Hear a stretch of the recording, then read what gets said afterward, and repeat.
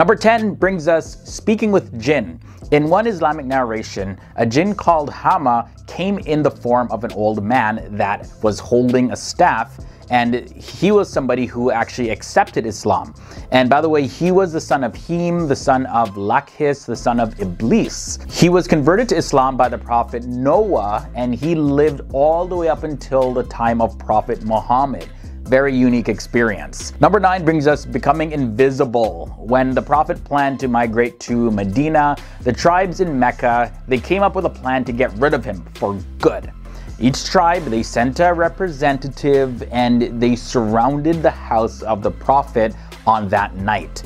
But Muhammad, he just walked out right in front of them and nobody saw him at all. They were completely blinded to him. Another miraculous event of Prophet Muhammad was the horse in the sand incident. The Prophet Muhammad and Abu Bakr, they were on their way to Medina when they were being followed by an assassin named Suraka. And Abu Bakr, he started to get a little bit worried and a bit fearful, but Muhammad looked at him and said this, "Don't be sad, Allah is certainly with us." Then from there, he looked towards the assassin, Suraka, and his horse's feet started to get stuck in the sand. And Suraka initially was able to free his horse's feet from the sand and from getting stuck. But when he tried to continue to follow the Prophet Muhammad, well, his horse's leg got stuck again and smoke started coming out of the sand. And that's when Suraka realized that, yeah, he did not stand a chance. So he had to turn back and go where he came from. The miracle at number 7 has to do with water flowing from Muhammad's hands. There was a time when the Prophet Muhammad was with around 300 of his companions, and they were in a place called Zara. And the time of the day was about the time for the afternoon prayer, but the people, they couldn't find any water to make wudu or wash themselves. And the Prophet Muhammad, he told them to look for just a little bit of water, just a little bit. And when they found that, then he dipped his hand into it, and that's when water started to flow from his hands like a fountain.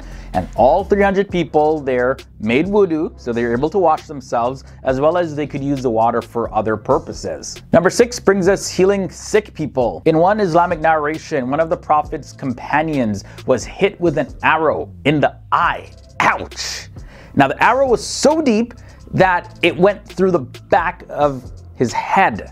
But Muhammad simply placed his hands over his companion's eye and everything was healed, just like that. The miracle halfway in at number 5 is food increase. So the Prophet Muhammad, he actually fed more than 100 people from very small amounts of food. Whenever he placed his hands on any food, it caused it to increase and everyone could eat till their stomachs were filled, as well as there were foods left over. And in one narration, he fed more than 100 men from a cup of milk. Each person was able to drink milk until they were filled, and actually they didn't have to refill the cup at all. Each of the men, they drank to their satisfaction, and the cup still was filled with milk as if nobody drank from it. So imagine seeing that. Mind-blowing. Now, this is a big event coming in at number 4, the Isra and Miraj. This was very miraculous. Known in English as the Night of Journey and Ascension, this is reported to be one of the most amazing miracles of the Prophet. It's called Al-Isra wal Miraj in Arabic. And this was the night where the Prophet Muhammad, under the guidance of Archangel Jibril, traveled to Kaaba in Mecca to Al-Aqsa Mosque in Jerusalem, and then up into the heavens. And on this journey, it was pretty phenomenal. He met some prophets of old. He met prophets like Musa or Moses, Isa, also known as Jesus, and Ibrahim, also known as Abraham. He led them in prayer, and he reached a very high place where he could even hear the pens that were writing people's good deeds or bad deeds. He also was able to see heaven and hell, and he was elevated into the presence of God.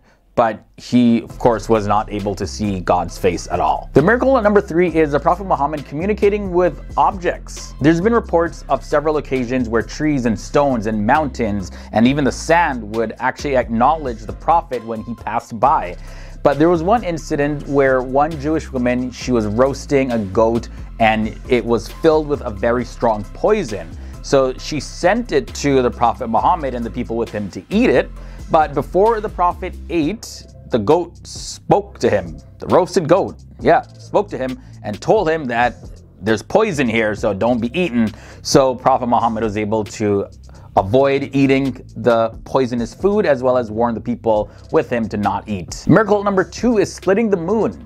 So the polytheists at the time of the Prophet, they kept insisting that they wanted to see a miracle, they wanted to see a sign.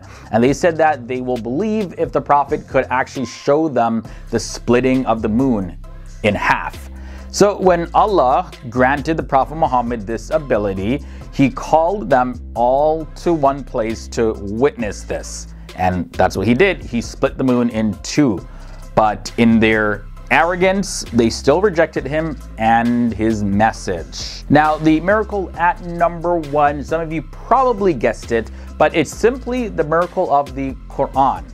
There's a claim in the Quran itself that no one can actually imitate the Quran because it's perfect and its quality is above any other. It's a very superior book, a very superior recitation. It was revealed fully in Arabic, Prophet Muhammad's mother tongue, and it's believed by Muslims to have all the answers of life and all the instructions and directions to live a life on the right path that leads to heaven. Muslims also believe that the Quran is the verbatim word of God, and this is why it's set apart from any other book on the planet and even throughout history. So this is why the Quran comes in at number 1 in this episode. So with that said, let's jump into the episode, starting with number 10. Here we have Khadija bint Khuwailid. Khadija was the first wife of the Prophet Muhammad, who she met as a widow of a very wealthy merchant. She had actually hired Muhammad before he was considered a prophet, but soon after she came to see him as a potential husband. And according to most sources, she was about 40 years old and the Prophet Muhammad was 25 years old when they got married.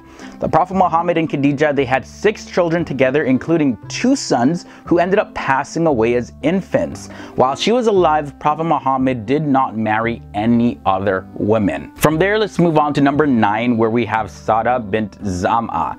After 25 years of marriage, Khadija had passed away, so the Prophet Muhammad was left to raise a family, and he found that he couldn't really devote as much time to promoting Islam as he really wanted to, so he ended up deciding to marry again. And he chose to marry a widow by the name of Sada bint Zam'a. And the Prophet Muhammad, he looked for the approval for their marriage from her parents, and then they told him to just ask her and see if she'll accept. So of course she accepted, and they were married for 3 years before the Prophet Muhammad took another wife. Moving on now to Aisha bint Abu Bakr. Aisha was a daughter of Abu Bakr, who was one of the Prophet Muhammad's closest friends. She was married to him at a very young age, and Aisha was raised a Muslim, and after the marriage she and the Prophet Muhammad became extremely close, and Muslims believe that Aisha narrated more than 2,000 hadith, which are the record of the words and actions of the Prophet Muhammad. And Aisha was actually one of the only 3 of the Prophet Muhammad's wives who actually memorized the Quran in entirety. As years went on, Aisha was widowed at the age of around 18 or 19 years old, but she went on to teach as well as play a very significant role in the spreading of Islam for over 40 years. Number 7 brings us facts about Hafsa bint Umar ibn al-Khattab, and she was Prophet Muhammad's 4th wife, and she was also the daughter of one of the Prophet Muhammad's closest companions named Umar ibn al-Khattab. Now their marriage was more so for a political alliance, and Hafsa had been married at a young age as well. As a matter of fact, Hafsa and Aisha were the youngest of the Prophet Muhammad's wives, and both had pretty similar personalities, and it was said that they were very strong young women, and they also apparently they got along really well. The next fact involves Zainab bint Khuzaimah, and she was the first of the Prophet Muhammad's wives that did not come from the tribe of Quraysh, which the Prophet Muhammad was also from. She ended up passing away less than a year after their marriage, so because of that, there's very little known about her. But before this marriage, she earned the title of the mother of the poor due to her generosity that she showed to poor people. Okay, so for number 5, here we have Salama bint Abu Umayyah. Salama, she married the Prophet Muhammad at the age of 29 years old, and this was after her first husband had passed away. She and her husband were some of the first to leave Mecca to Medina when she was forced to separate from her husband, and also her son was abducted. And at the passing of her husband, she ended up marrying the Prophet Muhammad, and Salama, she narrated more than 300 hadiths, and there was a lot of them that related to women. Now let's look at Juwayriya bint al-Harith. Juwayriya, she came to the Prophet Muhammad's attention when she was actually captured in the battle against the tribe of Banu Mustalik. She was 20 years old at the time and the daughter of the chief Banu Mustalik, and her marriage created an alignment between her tribe as well as the Muslims. And when the Prophet Muhammad married Juwayriya, it allowed the tribe to enter Islam with honor by removing all of the humiliation of their defeat. Soon as they announced publicly that they were married, all the wars stopped, as well as all the captives of war, they were set free. And in total, Juwayriya was married to the Prophet Muhammad for 6 years. Number 3 brings us Zainab bint Jahsh. She was married first to one of the Prophet Muhammad's freed slaves, but their marriage was short-lived and it was very problematic, a whole lot of turmoil happening. So the Prophet Muhammad actually allowed them to get a divorce. Now, of course, divorce was never the ideal situation. It's very frowned upon. And also, because of divorce, it usually left the women in a more difficult situation than the man. So to satisfy everyone involved, including Zainab's family, the Prophet Muhammad ended up marrying her. And Zainab began to be very popular and known for her works of charity. For number 2, let's look at Habiba bint Abu Sufyan. Habiba is also known as Ramallah, and she was the daughter of Abu Sufyan, who was a leader of the Quraysh tribe and as well as an enemy of Islam at that time. But she stated her beliefs in Islam despite the consequences that she would face. Now, her husband had passed away after the migration to Abyssinia, which is modern-day Ethiopia, and she was all alone in a foreign country with her young daughter. So, of course, she was in a very difficult situation. Now, when the Prophet Muhammad heard of this, he offered to marry her, and she accepted. And the final fact in this episode has to deal with Safiya bin Huyay ibn Akhtab. Safiya was born in Medina to the chief of the Jewish tribe Banu Nadir, and in the year 629 CE, the Muslims won the Battle of Khaybar, and Safiya was taken as a slave. Now, the Prophet Muhammad did suggest that Safiya should convert to Islam, and after she did, they got married. Now, despite her conversion though, Muhammad's other wives, they used to tease Safiya from coming from Jewish lineage, but the Prophet Muhammad, he once said this, and I quote, "If they discriminate you again, tell them that your husband is Muhammad. Your father was Prophet Aaron and your uncle was Prophet Musa. So what is there in that to be scornful about?" Safiya was 21 years old when the Prophet Muhammad passed away, and she lived for another 39 years after that. Starting at number 10, the Prophet Muhammad ate less. The Prophet Muhammad used to eat less to really prevent diseases and sickness, and over time, science has really shown that eating in smaller portions actually helps to fight many different diseases. Now, in the Hadith, it says, "The son of Adam does not fill any vessel worse than his stomach. It is sufficient for the son of Adam to eat a few morsels to keep him alive. If he must fill it, then 1/3 for his food, and 1/3 for his drink, and 1/3 for air." The next habit at number 9 that the Prophet Muhammad used to have is he used to drink water slowly. Today, science does claim that drinking water at once can cause things like headaches and dizziness, as well as imbalance in the blood electrolytes, among many other things. So drinking water slowly actually helps you absorb the fluid and get the most benefit out of the water. In the Hadith, there is a passage that says, Do not drink in one gulp like a camel, but in 2 or 3 gulps. Mention the name of Allah when you start drinking and praise Him after you have finished drinking. Staying fit is the habit at number 8. So according to Muslim beliefs, 3 out of the 5 pillars of Islam actually keep humans fit.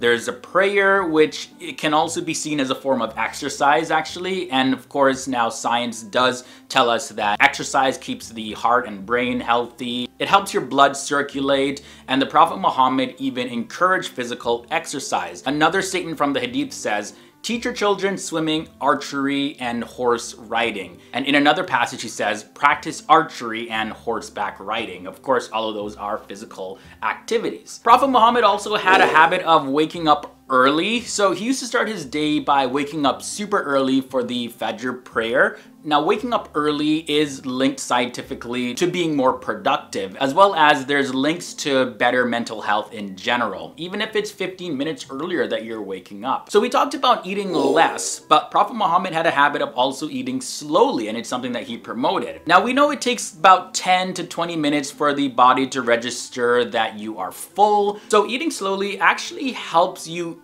eat less food and also improves your digestion. All right, so let's jump into the last 5 habits of the Prophet Muhammad. At number 5, we have the habit of fasting. So fasting was a regular practice of the Prophet Muhammad, but not even just during the month of Ramadan. He would fast on Mondays and Thursdays, and this is actually similar to the intermittent fasting practice that's become a lot more popular now over the years. And this practice really does balance hormone levels as well as reduce overall inflammation. In the Hadith, it says that the Messenger of Allah was keen to fast on Mondays and Thursdays. But it's not just starving yourself for the sake of starving yourself. There are ways that you can fast, as well as if you do have some underlying conditions, medical professionals don't recommend fasting. But if done right, yes, there are quite a bit of benefits in fasting. Pomegranates comes in at number 4. Now, the Prophet Muhammad really liked pomegranates, and really now research has shown that pomegranates are one of the healthiest foods in the entire world. They're also very high in flavonoids as well as polyphenols, which are antioxidants that really help prevent heart disease. One passage in the Hadith says, pomegranate and its rind strengthen digestion. But it's not just pomegranates that have benefits. Eating dates also has benefits as well. So dates are very good foods to break your fast if you're a Muslim that's fasting, because they help to stabilize your blood sugar levels as well as rebalance your blood electrolyte levels, and also help jumpstart your digestive system to prepare to have more foods as you continue to eat over the day if you're fasting. Now, one thing I didn't know about dates is that they actually boost your oxytocin production in your body, and they can also help to speed up labor. The Hadith says Allah's messenger used to break his fast with fresh dates before going to pray. Now, another surprising habit of the Prophet Muhammad was that he ate together. The Hadith says, eat together and not separately, for the blessing is associated with the company. Apparently, sharing food and enjoying food with other people has proven to reduce stress as well as improve family and romantic relationships. And this is something that the Prophet Muhammad used to practice himself. Not saying that you can't eat alone. There's sometimes people just aren't around, or you just want to eat by yourself. But eating together with others does have its benefits. And the final surprising habit was he avoided sleeping on his stomach. Of course, due to the weight of the spine, adults and even babies are told not to sleep on their stomachs by many doctors, because this kind of sleeping can actually have negative effects on internal organs as well as your spine. Now, in the Hadith, there's a passage that says, the Messenger of Allah came out in the night to check up on his guests and saw me lying on my stomach. He prodded me with his foot and said, do not lie in this manner, for it is a way of lying that Allah hates. Starting at number 10, we have the first revelation of the Quran. This one is actually pretty cool. So Prophet Muhammad, he spent a lot of his time in prayer and meditation, just getting his mind focused on God and what he has to do in his day-to-day life. And one of these times that he was praying and meditation, he received his first revelation of the Quran from God. Muslims know this as the Night of Power. Muhammad was meditating in a cave on Mount Hira when he saw the angel Jibril, also known as Angel Gabriel, and the angel commanded him to recite the words, and the words are recorded actually in the Quran, and it goes as follows. Read in the name of your Lord who created man from a clinging substance. Read, and your Lord is the most generous who taught by the pen, taught man what he did not know. And specifically that's found in the Quran, Surah 96, verses 1 to 5. Now the next surprising story is the splitting of the moon. So way back then, the polytheists at the time of the Prophet, they kept on insisting that they wanted to see a miracle. They were demanding one. And they said that they're going to believe in the Prophet Muhammad's message if he could show them a sign by splitting the moon in half. So when God granted the Prophet Muhammad the ability to do so, he called the polytheists to take a look, and the moon was actually split in two. But, they still rejected his message, even though they said that if they saw a sign like that, they would believe. Now, moving on to the story at number 8, we have the Prophet Muhammad's chest opening. Okay, guys, so Prophet Muhammad, he stayed with the tribe of Bani Sa'd until he was about 4 years old, and that was when his chest was split open. What am I talking about? It's actually been reported in the hadith that when Prophet Muhammad was playing with two boys, Jibril came and took Prophet Muhammad away, split open his chest, and took out his heart. Jibril then took a lump out of the Prophet Muhammad's heart and said, "This is your portion of Satan." Next, he washed Prophet Muhammad's heart with Zamzam water in a gold container. After that, Prophet Muhammad's heart was joined together and restored to its place in his chest. Prophet Muhammad's face had changed color. Also, Anas, who narrated this hadith, he added this: "I saw the mark of the thread of Prophet Muhammad's chest." And this is in reference to the part where his heart was taken out and closed back up. And as he got older, that mark still was there on his chest. The story at number 7 involves Prophet Muhammad becoming invisible. When the Prophet Muhammad planned to migrate to Medina, the tribes of Mecca, they came up with this plan to kill him. Now, each tribe, they sent a representative and they surrounded the house where Prophet Muhammad was one night. But Muhammad, he actually just walked out in front of them and nobody saw him. They were completely blinded to him. It was a very miraculous event. Moving on to the story at number 6. So once the Prophet Muhammad was with around 300 of his companions, and the place that they were gathered was a place called Zara. Then the time of the afternoon prayer came, but the people, they didn't find anywhere to wash themselves. So the Prophet told them to take a look and see if they can find a little bit of water. So they found a little bit of water, and then he dipped his hands into it, and out of his hand started flowing fountains of water. All 300 people, they were able to wash themselves so that they were able to perform their prayer. Halfway in at number 5, let's look at the story of the horse and the sand and the assassin. So the Prophet Muhammad and Abu Bakr, they were on their way to Medina when they were being followed by an assassin named Suraka. So Abu Bakr began to get a little bit scared, but the Prophet Muhammad looked at him and said, "Don't be sad, Allah is certainly with us." Then he looked towards the assassin named Suraka, and his horse's feet actually started to get stuck in the sand and he started to sink. And Suraka was able to, free up himself, free the horse as well. And then he tried to continue following the Prophet Muhammad and Abu Bakr again. But then his horse's legs got stuck another time, and then smoke started coming out of the sand. And when he saw this, Suraka was like, okay, I'm not messing with this guy anymore. There's definitely something up. He's definitely protected by God. So he ended up turning back and Prophet Muhammad and Abu Bakr were spared. Moving on to the story at number 4, we have the marriage to Aisha. This is one of the most controversial stories involving Prophet Muhammad, but either way, Lady Aisha, she was a noble daughter of Abu Bakr, who was the father-in-law of Prophet Muhammad, and she was much younger than Prophet Muhammad, and that's the thing that is very controversial for a lot of people. Now, there was one time where the Prophet Muhammad was asked by his companions about the most beloved person to him, and he answered saying Aisha. And then they said, okay, well, what about the most beloved person to you from among men? And he said her father, Abu Bakr. The marriage of Prophet Muhammad to Lady Aisha, it was based on a divine command, as Lady Aisha narrated that angel Gabriel came to the Prophet Muhammad carrying a green silk cloth with her image on it and said, "This is your wife in this world and in the hereafter." And this is found in the Hadith al-Tirmidhi. Number 3 brings us the times where Prophet Muhammad actually saw a jinn. So in some of the Hadith and the Quran, it actually mentions that Prophet Muhammad saw and spoke with the jinn. Abu Hurairah narrates in the Hadith that the Prophet Muhammad said, "I saw a demon of the jinn at the night of Miraj," which is ascension, and he was following me with a torch of fire in his hand. I saw him at my every glance.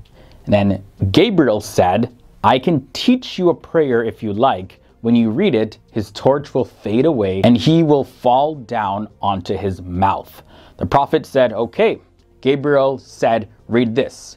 I take refuge in Allah from wickedness descending from the sky and ascending to the sky, the wickedness created on the earth and the wickedness coming out of the earth, from disorders of the day and night, from troubles that arisen during the day and night for the sake of Allah and his perfect words.